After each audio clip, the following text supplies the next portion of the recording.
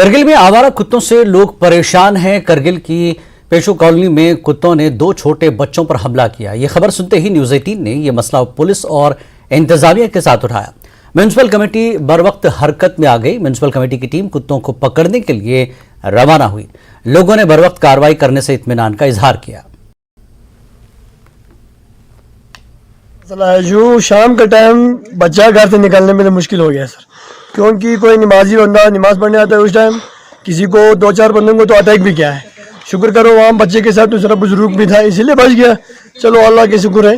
دوسری بات ہمارے محلے میں ہر رات کو حملے زیادہ ہوتے ہیں، یہاں پہ نا کتے بہت سارے، کم سے کم 10 سے زیادہ، کبھی 15 بھی ہوتے ہیں، کبھی 10 بھی ہوتے ہیں، کبھی 5 بھی ہوتا ہے۔ تو کسی کسی جگہ میں بچے نکال کے 6-7 بچے بھی نکالا ہوا ہے، تو لہٰذا ان جگہوں کو ہم دکھائیں گے، ان کو کیا ہوتا ہے دیکھ لیں گے سر۔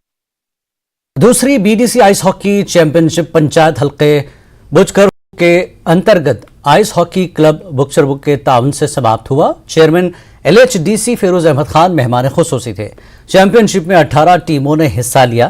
سینئر سیکشن میں شکر کی ٹیم نے یوکما خربو کو 4-3 سے گول سے شکست دی۔ جونیئر سیکشن میں چکتان نے شکر کی ٹیم کو 4-0 سے شکست دی۔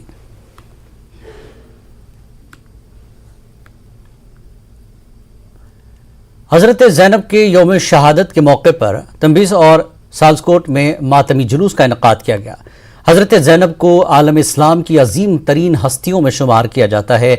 مجلس میں بڑی سنکھیا میں لوگوں نے شرکت کی، ان میں مہیلاؤں کی بڑی تعداد بھی شامل تھی۔ عزاداروں نے حضرت زینب کو خراج عقیدت پیش کیا۔ مجلس کے دوران مرثیہ خوانی اور نوحہ خوانی بھی کی گئی۔ عالم انسانیت کے لیے خاص دعائیں بھی کی گئی۔ ضرورت مندوں کی مدد اور مسلمانوں کے بیچ اتحاد کو برقرار رکھنے پر زور دیا گیا۔ اسکالرز نے حضرت زینب کی سیرت پر روشنی ڈالی۔